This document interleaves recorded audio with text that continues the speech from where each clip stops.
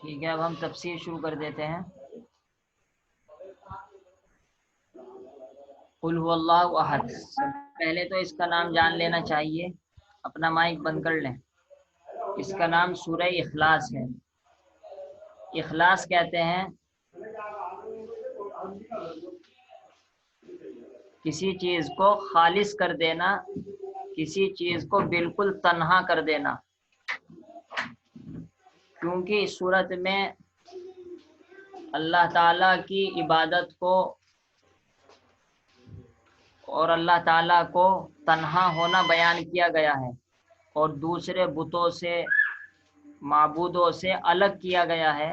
اس وجہ سے اس سورت کا نام سورہ اخلاص ہے، یعنی اللہ تعالیٰ کو خالص کر دیا گیا، اور اللہ تعالیٰ کی عبادت کو خالص کر دیا گیا دوسروں بتوں کی اور معبودوں کی عبادت سے۔ وہ الگ ہیں، وہ الگ ہیں۔ اللہ تعالیٰ کی عبادت توحید ہے، اسلام ہے، ایمان ہے۔ بتوں کی عبادت، بزرگوں کی عبادت، مزاروں کو پوجنا وہ شرک ہے۔ اخلاص الگ الگ کر دیا گیا، اس وجہ سے اس کا نام سورہ اخلاص ہے۔ اس کا دوسرا نام سورۃ التوحید ہے۔ توحید یعنی اللہ تعالیٰ کو ایک قرار دینا، کیونکہ اس صورت میں اللہ تعالیٰ کے ایک ہونے کو بیان کیا گیا ہے، اس وجہ سے اس کا نام سورۃ التوحید ہے۔ دوسری بات، اس کا شان نزول بیک گراؤنڈ ہے۔ تو اس کا بیک گراؤنڈ شان نزول یہ بیان کیا گیا ہے روح المعانی میں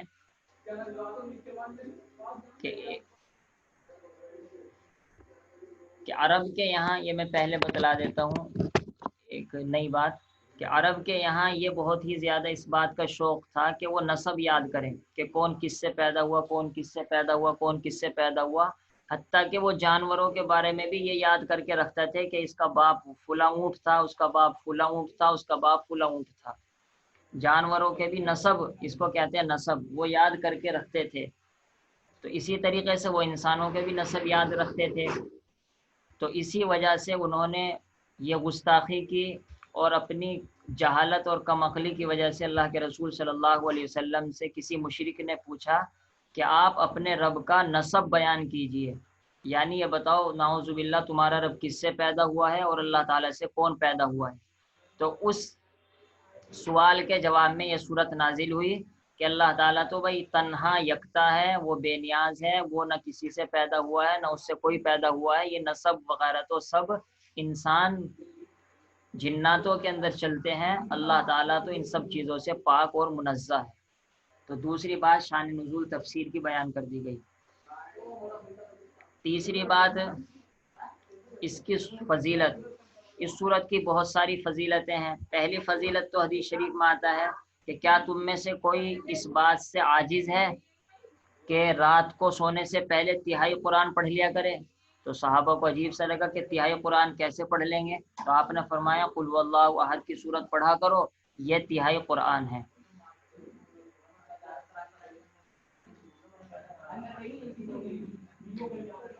دوسری بات، دوسرا فضیلت کی چیز، ایک صحابی قل هو اللہ احد پڑھ رہے تھے، تو اللہ کے رسول صلی اللہ علیہ وسلم نے ان کو سنا، فرمایا وجبت، واجب ہو گئی۔ پھر کسی نے پوچھا حضرت کیا واجب ہو گئی؟ فرمایا جنت واجب ہو گئی، کہ جب اس نے اللہ تعالیٰ کو ایک مان لیا اور اللہ تعالیٰ کے علاوہ سب چیزوں کا انکار کر دیا، اس کا مطلب ہے یہ ایمان والا ہے، اور ایمان والا جنت میں جائے گا ہی۔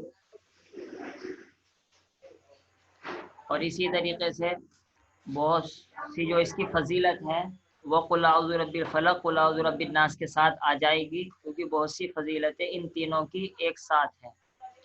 تو خیر تیسری بات تفسیر کی تھی قل هو اللہ احد کی فضیلت۔ چوتھی بات یہ بیان کرنا اللہ الصمد کے بارے میں ہم کو، کہ صمد کا ترجمہ بے نیاز کیا جاتا ہے۔ حضرت تھانوی نے یہی ترجمہ اس کا کیا ہے، لیکن اصل اس کے اندر یہ بات چھپی ہوئی ہے کہ سب اللہ تعالیٰ کے محتاج، اور اللہ تعالیٰ کسی کا محتاج نہیں۔ جو آدمی ایسا ہو کہ سب اس کے محتاج ہوں اور وہ کسی کا محتاج نہ، اس کو کہتے ہیں عربی میں الصمد۔ اسی کو اردو میں بے نیاز کہہ سکتے ہیں، اسی کو اردو میں سردار کہہ سکتے ہیں۔ لہذا الصمد کا اصل ترجمہ ہے جو سب اس کے محتاج، وہ کسی کا محتاج نہیں۔ اسی وجہ سے مفتی تقی صاحب نے اس کا یہ ترجمہ کیا ہے۔ یہ 4 باتیں ہم نے سورہ اخلاص کی تفسیر میں بیان کی۔ وَلَمْ يَكُنْ لَهُ كُفُوًا أَحَدٌ کا مطلب بھی آپ سمجھ گئے ہوں گے کہ اس جیسا کوئی نہیں ہے، یعنی جتنی قدرت، جتنی بادشاہت اللہ تعالیٰ کی ذات کے اندر پائی جاتی ہے، کسی کے اندر نہیں پائی جاتی۔ کفواً کہتے ہیں ہمسر کو، یعنی اس کا کوئی مقابلے میں نہیں آ سکتا۔ کوئی مشرکوں کے جو بت ہیں وہ اس کا مقابلہ نہیں کر سکتے، اس کے اندر وہ صفات خوبیاں نہیں پائی جاتی جو اللہ تعالیٰ کے اندر پائی جاتی ہے۔ یعنی کسی بھی طریقے سے کسی بھی چیز میں اللہ تعالیٰ کا کوئی ہمسر، کوئی اس جیسا، کوئی اس کے مقابل نہیں ہے۔ اب ہم تفسیر شروع کرتے ہیں قل اعوذ برب الفلق کی۔ اس سے پہلے ہم قل واللہ احد کی نصیحت بیان کر دیتے ہیں، کیونکہ اب یہ تفسیر ذہن میں ہے، ساتھ ساتھ تفسیر ہو جائے گی، وہ نصیحت ذہن میں آ جائے گی۔ سب سے پہلی نصیحت تو اللہ احد، اللہ احد سے ملتی ہے کہ اللہ تعالیٰ یکتا ہے، لہذا ہم کو اللہ تعالیٰ کو ایک ماننا چاہیے۔ وہ تمام چیزوں میں تنہا ہے، اس کا کوئی شریک نہیں۔ بت اور بزرگ، نبی، ولی، مزار والے، قبروں والے، اس کا کوئی شریک نہیں ہے، اس کے سب محتاج ہیں۔ اور کل سے یہ نصیحت ملتی ہے، اس عقیدے کا، اس توحید کا ہمیں اعلان کر دینا چاہیے، یہ چھپا کر نہ رکھنی چاہیے، بلکہ برسرعام یہ بات کہہ دینی چاہیے۔ تیسری نصیحت اللہ الصمد سے ملتی ہے کہ جب اللہ تعالیٰ فرما رہے ہیں کہ میں سب سے بے نیاز ہوں اور تم سب اللہ کے محتاج ہو، تو ہم کو اپنی زندگی میں بھی اللہ کا محتاج بن کر رہنا چاہیے۔ اور اس کا طریقہ یہی ہے کہ ہر موقع پر اللہ تعالیٰ سے مدد مانگی جائے اور ہر موقع پر اللہ تعالیٰ سے دعا مانگی جائے، تاکہ ہمارا محتاج ہونا حقیقتاً اللہ تعالیٰ کے سامنے عملی طور پر بھی ظاہر ہو جائے۔ لم یلد ولم یولد، یہ عقیدہ رکھنا چاہیے کہ اللہ تعالیٰ کی نہ کوئی اولاد ہے اور نہ اللہ تعالیٰ کسی کی اولاد ہے۔ ولم یکن لہ کفوا احد میں بھی یہ عقیدہ رکھنا چاہیے کہ اللہ تعالیٰ جیسا کوئی نہیں، لہذا محبت صرف اللہ تعالیٰ سے کی جائے گی، مانگا صرف اللہ تعالیٰ سے جائے گا، ڈرا صرف اللہ تعالیٰ سے جائے گا، اور عبادت صرف اللہ تعالیٰ سے کی جائے گی۔ جب اس جیسا کوئی ہی نہیں، اگر اس جیسا کوئی ہوتا تو ہم اس کے پاس جاتے، لیکن جب اس جیسا کوئی نہیں ہے، لہذا سب کچھ اللہ تعالیٰ ہی سے مانگنا چاہیے اور اللہ تعالیٰ ہی سے خاص تعلق پیدا کرنا چاہیے۔ خصوصاً نوجوان مردوں اور عورتوں کو اپنی محبت اور اپنی دوستی صرف اللہ تعالیٰ کے ساتھ لگا لینی چاہیے۔ اب ہم تفسیر شروع کرتے ہیں قل اعوذ برب الفلق کی۔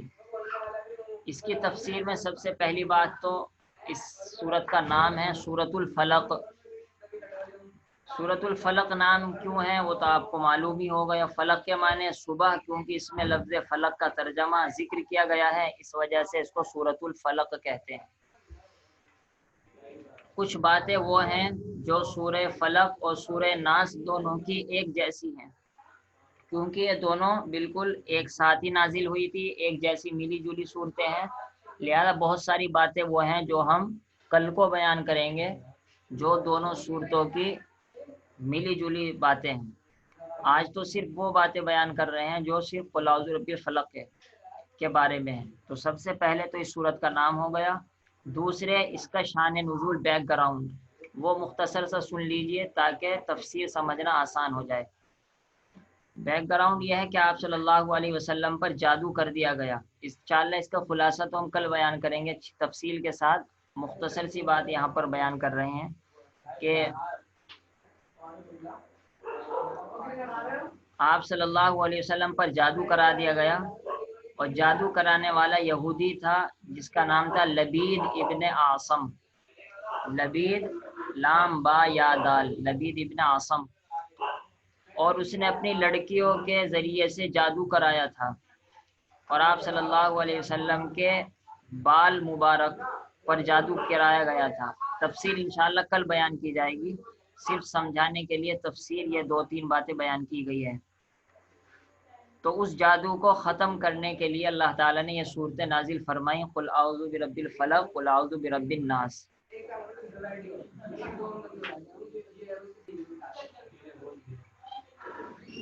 اس کے ذریعے سے آپ صلی اللہ علیہ وسلم کا پر جو جادو کیا گیا تھا وہ ختم ہو گیا تھا۔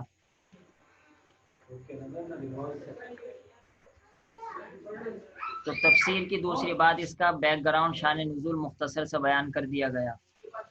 تیسری ہے فلق۔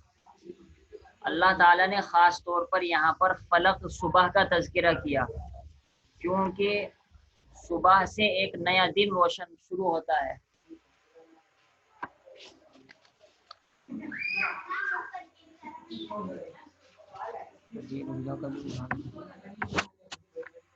تو جس طریقے سے رات کا اندھیرا صبح میں چھٹ جاتا ہے اور ختم ہو جاتا ہے، تو اس لفظ کے اندر یہ اشارہ کیا گیا ہے کہ آپ صلی اللہ علیہ وسلم پر جو جادو کیا گیا ہے وہ ایک اندھیرے کی طرح ہے، جس کی وجہ سے آپ کو پریشانی ہو رہی ہے، لیکن کوئی بات نہیں، اللہ تعالیٰ رب الفلق ہے، صبح کا رب ہے۔ جس طریقے سے وہ صبح کے اندھیرے کو صبح سے ختم کر دیتا ہے، اللہ تعالیٰ ان صورتوں کے ذریعے سے آپ کا جادو اور آپ کی پریشانی ختم فرما دیں گے۔ اور جس طریقے سے صبح کو آدمی روشن ہو جاتا ہے، اسی طریقے سے آپ بھی ان صورتوں کے پڑھنے کے بعد جادو سے اسی طرح کھلے محسوس کریں گے، جس طریقے سے صبح کا موسم کھلا کھلا لگتا ہے۔ تو رب الفلق خاص طور پر اللہ تعالیٰ نے اس وجہ سے بیان کیا۔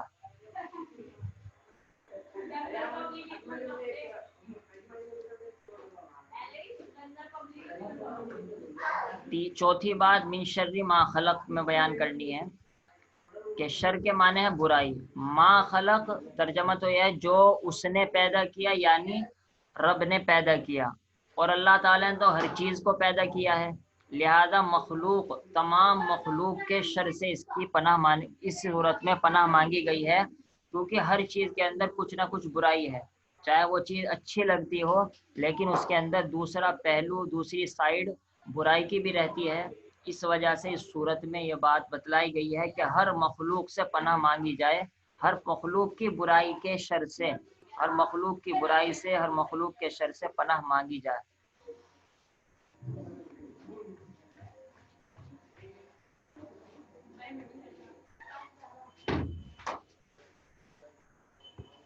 پانچویں بات یہ بیان کرنے میں شر غاسق، غاسق کے معنی ہے رات، اذا وقب کے معنی پھیل جائے۔ ہم بتلا چکے پھیلنے کا اصل مطلب یہ ہے کہ خوب اندھیرا ہو جائے۔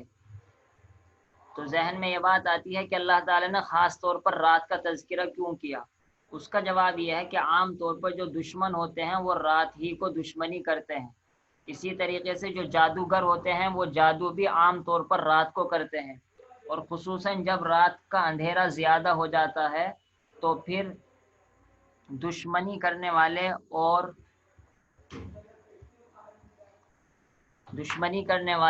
اور جادو کرنے والے اس موقع پر ستاتے ہیں۔ اس وجہ سے خاص طور پر رات کا تذکرہ کیا گیا کہ اللہ ہم تو سو گئے رات کو، لیکن رات کو ہمارے خلاف کون کون سازشیں اور کون کون چالیں چلے گا ہمیں تو معلوم نہیں، بس ہم رات کے شر سے بھی آپ ہی سے پناہ مانگتے ہیں۔ رات کو جو ہمارے خلاف کوئی کام کرے، آپ اس کے لیے ہمارے طرف سے کفیل بن جائیے اور ہماری طرف سے اس کی ذمہ داری لے لیجئے۔ تو خاص طور پر اس وجہ سے رات کا اور رات کے اندھیرے کا تذکرہ کیا کہ آدمی سو گیا، اب کچھ کر نہیں سکتا، اللہ ہی بچانے والا ہے۔ چھٹی بات وَمِن شَرِّ النَّفَّاثَاتِ فِی الْعُقَدِ، یہاں پر ایک بات یہ ذہن میں آتی ہے، ترجمہ تو یہ ہے کہ گروہ کے اندر پھونک مارنے والیوں کے شر سے، کیونکہ جس یہودی لبید ابن عاصم نے جادو کرایا تھا اس کی بیٹیوں نے دراصل گنڈے بنائے تھے اور گنڈے بنا کر اس میں گرہ لگائی تھی، اس وجہ سے خاص طور پر عورتوں کا تذکرہ کیا گیا، اور عام طور پر جادو کرنے میں اس وقت عورتیں زیادہ مشہور تھی، عورتیں زیادہ جادو کرایا کرتی تھی، اس وجہ سے اللہ تعالی نے نفاثات، پھونک مارنے والیوں، فیمیل کا تذکرہ کیا ہے۔ اور یہ گروہ کے اندر پھونک مارنے کا تذکرہ کیوں کیا؟ کیونکہ جس یہودی نے جادو کرایا تھا اس کی عورتوں نے، اس کی لڑکیوں نے ایسا ہی جادو کرا تھا کہ گروہ کے اندر پھونک مار مار کر آپ صلی اللہ علیہ وسلم پر جادو کرا تھا۔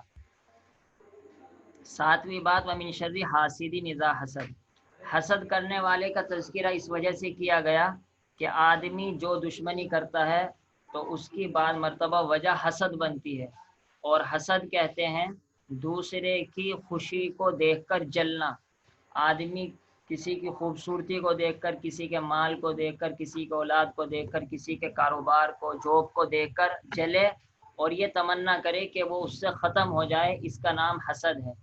کیونکہ جب آدمی کے اندر حسد پیدا ہوتا ہے تو آدمی دوسرے کا دشمن بن جاتا ہے، وہ اس کے اوپر جادو بھی کرا سکتا ہے، وہ اس کی دشمنی میں کچھ بھی کر سکتا ہے۔ اس وجہ سے خاص طور پر حسد کرنے والے کے شر سے پناہ مانگی گئی ہے۔ اور اذا حسد کا مطلب یہ ہے جب وہ حسد کے مطابق عمل کرے، یعنی ظاہر سی بات ہے جو ہم سے حسد کرتا ہے 24 گھنٹے تو وہ ہمارے خلاف کوئی کام کرنے سے رہا، لیکن خاص جس موقع پر وہ کام کرے گا اس وقت کے شر سے پناہ مانگی گئی ہے۔ یعنی حسد کرنے والا اب ہماری غیبتیں کر رہا ہے تو اب ہمارے خلاف برائی کر رہا ہے تو خاص اس موقع سے پناہ مانگی گئی ہے۔ تو اذا حسد کا مطلب ہے جب کہ وہ حسد کے مطابق کام کرے، اور اس کے حسد کے مطابق کام کرنے کا مطلب جیسے وہ حسد کی وجہ سے ہمارے اوپر جادو کرائے، یا حسد کی وجہ سے ہماری غیبتہ کرے، یا حسد کی وجہ سے ہمارا مال لوٹنے کے چکر میں رہے، تو اذا حسد کا مطلب جب وہ حسد کے حساب سے اور حسد کی وجہ سے اور حسد کے تقاضے پر کام کرے۔ وَمِن شَرِّ حَاسِدٍ اذا حسد، یہ 7 باتیں ہم نے تفسیر میں بیان کی ہیں۔ اب اس کی نصیحتیں ساتھ ساتھ سن لیجئے۔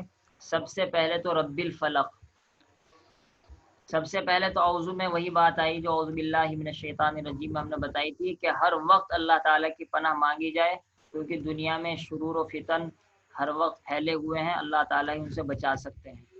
نمبر 2، رب الفلق سے ہم کو یہ نصیحت ملتی ہے کہ پریشانی میں اللہ تعالیٰ سے مایوس نہ ہونا چاہیے۔ جس طریقے سے اللہ تعالیٰ رات کے اندھیرے کو چھانٹ کر صبح نکال دیتا ہے اور آدمی کی طبیعت خوش ہو جاتی ہے، اسی طریقے سے اللہ تعالیٰ پریشانی کو ختم فرما کر نعمت، صحت، سکون عطا فرما دیتے ہیں۔ تیسرے ہے من شر ما خلق، اس کے اندر یہ سبق ملتا ہے کہ ہر مخلوق کے اندر کچھ نہ کچھ گڑبڑی ہے، اس وجہ سے اس کے برائی سے بچنا چاہیے، اور برائی سے بچنے کے لیے اللہ تعالیٰ سے پناہ مانگنی چاہیے۔ وَمِن شَرِّ غَاسِقٍ إِذَا وَقَبَ سے بھی یہی سبق ملتا ہے کہ رات میں خاص طور پر اللہ تعالیٰ کی پناہ مانگنی چاہیے اور رات کو چوکن نہ ہو کر رہنا چاہیے، کیونکہ رات میں دشمنی اور جادو زیادہ ہوتے ہیں۔ اذا وقب ومن شر النفاثات، ومن شر النفاثات سے نصیحت ملتی ہے کہ جادو کو اللہ تعالیٰ نے برائی کی جگہ بیان کیا ہے، کیونکہ ان کے شر سے پناہ مانگی جا رہی ہے۔ تو جادوگر ایسے ہیں جیسا کہ شیطان، جس طریقے سے شیطان سے پناہ مانگی گئی، اسی طریقے سے جادو کرنے والوں سے پناہ مانگی جا رہی ہے۔ تو سب سے پہلی نصیحت جادو کرنے سے بچنا چاہیے، اور جادو کسی دوسرے کو ستانے کے لیے جادو کرنا حرام ہے، چاہے آدمی خود کرے چاہے دوسروں سے کروائے۔ تعویذ گنڈے بھی اگر کسی دوسرے کو ستانے کے لیے کروائے جائیں گے، کسی کا کاروبار ٹھپ کرانے کے لیے، آپس میں لڑائی کرانے کے لیے، کسی کے رشتے رکوانے کے لیے، وہ سب حرام ہے۔ کرنے والا بھی گناہ گار ہوگا، کرانے والا مرد ہو یا عورت ہو وہ بھی گناہ گار ہے، اور ایسے مال بھی حرام کہلائے گا۔ تو 5ویں نصیحت ملتی ہے جادو نہیں کرانا چاہیے۔ نمبر 6، جادو کرنے والوں سے پناہ مانگنی چاہیے۔ اتنے بدبخت اور اتنے برے لوگ ہیں کہ جادو کرنے والوں سے قرآن میں پناہ مانگی گئی ہے۔ نمبر 7، خصوصاً اللہ تعالیٰ نے عورتوں کو تذکرہ کیا تو عورتوں کو خاص نصیحت ملتی ہے کہ وہ جادو میں پیچھے رہیں، کرنے میں بھی کرانے میں بھی، کیونکہ عورتیں عام طور پر جادو میں زیادہ مائل ہو جاتی ہیں، اور دیکھا گیا ہے کہ تعویذ گنڈے والوں کے پاس جن پہ آتا جاتا کچھ نہیں، عورتیں ہی زیادہ ان کی دکان میں بھیڑ لگاتی ہیں۔ تو خاص طور پر عورتوں کو اپنا عقیدہ مضبوط کرنا چاہیے۔ نمبر 8، حسد کرنا بھی ایسا ہی ہے جیسا کہ شیطان، جس طریقے سے شیطان سے پناہ مانگی گئی، حسد کرنے والے سے پناہ مانگی گئی۔ لہذا حسد کرنے والا اتنا بدبخت ہے جیسا کہ شیطان، اس وجہ سے ہم کو حسد سے بچنا چاہیے۔ دوسروں کی نعمتوں کو دیکھ کر یہ تمنا نہ کرنی چاہیے کہ اللہ تعالیٰ اس کی نعمت ختم فرما دے، بلکہ یہ تمنا کرنی چاہیے کہ اللہ تعالیٰ وہ نعمت مجھ کو بھی عطا فرما دے۔ اس میں کوئی گناہ نہیں ملے گا۔ ظاہر سی بات ہے آپ کے تمنا کرنے سے اس کی نعمت ختم تو ہونے سے رہی، لیکن آپ یہ تمنا کرے کہ اللہ تعالیٰ مجھ کو بھی عطا فرما دے، دعا کرے تو بہت ممکن ہے اللہ تعالیٰ آپ کو عطا فرما دے۔ تو حسد نہیں کرنا چاہیے۔ اور نمبر 2، اگر تم سے کوئی حسد کرتا ہے تو اس کے حسد سے پناہ مانگنی چاہیے، کیونکہ حسد ایسی چیز ہے۔ نمبر 10، اذا حسد کہہ کر اللہ تعالیٰ نے یہ بتا دیا کہ اصل حسد کرنے والا آدمی برا نہیں، بلکہ اس کا حسد کرنے والا کام برا ہے۔ اسی وجہ سے خالی یہ نہیں فرمایا کہ حسد کرنے والے سے پناہ مانگی جائے، بلکہ فرمایا حسد کرنے والا جب حسد کرے، تو اس کا مطلب ہے وہ آدمی برا نہیں ہے، بلکہ اس کی جو برائی ہے اس کی وجہ سے وہ برا مانا جا رہا ہے۔ اگر اس برائی سے وہ توبہ کر لیتا ہے تو وہ آدمی صحیح مانا جائے گا، کیونکہ جو برائی اس کے اندر تھی وہ ختم ہو گئی ہے۔ تو اس طریقے سے یہ 10 نصیحتیں قل اعوذ برب الفلق میں ملتی ہے ہم کو۔ ہم اشارتاً دوبارہ لوٹا دیتے ہیں کیونکہ نصیحت ہی سے ہماری زندگی گزرنے والی ہے۔ نمبر 1، اعوذ برب الفلق، اللہ تعالیٰ سے پناہ مانگتے رہنا چاہیے ہر وقت۔ نمبر 2، صبح کا رب ہے، اسی طریقے سے اللہ تعالیٰ ہماری پریشانی کو ختم فرما کر ہماری صبح نکالنے پر قادر ہے، لہذا مایوس نہ ہونا چاہیے۔ نمبر 3، من شر ما خلق، ہر مخلوق کے اندر کچھ نہ کچھ برائی ہے، لہذا اس سے پناہ مانگنی چاہیے، اس سے بچ کر رہنا چاہیے۔ نمبر 4، غاسقین، رات کے اندر خاص طور پر اللہ تعالیٰ سے پناہ مانگنی چاہیے، اور خصوصاً سونے سے پہلے قل اعوذ برب الفلق قل اعوذ برب الناس پڑھنی چاہیے اور اللہ تعالیٰ سے پناہ مانگنی چاہیے۔ نمبر 5، جادو کرنے سے بچنا چاہیے۔ نمبر 6، جادوگروں سے پناہ مانگنی چاہیے۔ نمبر 7، نفاسات، فیمیل کا صیغہ استعمال ہوا ہے، اس وجہ سے خاص طور پر عورتوں کو اس سے خصوصاً بچنا چاہیے اور اپنا عقیدہ مضبوط کرنا چاہیے۔ نمبر 8، ومن شر حاسد، حسد نہیں کرنا چاہیے۔ نمبر 2، حسد اگر تم پر کوئی کرتا ہے تو آپ اس کے شر سے اللہ تعالیٰ سے پناہ مانگے۔ نمبر 10، حسد کرنے والا اصل برا نہیں، بلکہ اس کا عمل حسد کرنا برا ہے، اس وجہ سے اگر وہ توبہ کر لے تو وہ آدمی صحیح بن سکتا ہے۔ یہ ہمارے 10 نصیحتیں کے ٹاپک پورے ہو گئے۔ آپ اسکرین شاٹ لینا چاہیں تو اس کا لے سکتے ہیں۔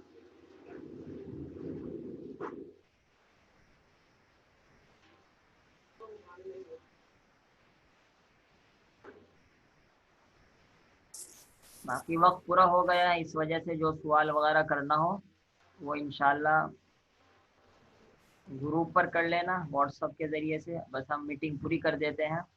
سبحان اللہ وبحمدہ، سبحانک اللہم وبحمدک، نشہد ان لا الہ الا انت، نستغفرک ونتوب الیک۔ سبحان ربک رب العزۃ عما یصفون، وسلام علی المرسلین والحمد للہ رب العالمین۔